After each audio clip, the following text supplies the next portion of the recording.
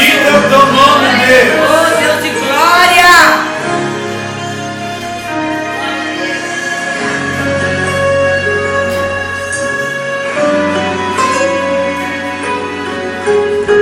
Você já ouviu falar de um Deus que é tão grande e mora no meu coração?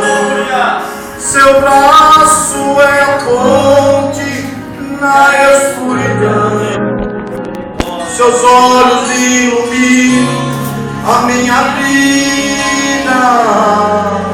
Você já ouviu falar de um Deus que seus mistérios nunca desvendou? Por isso é que eu sigo este meu Senhor, que tem todo o controle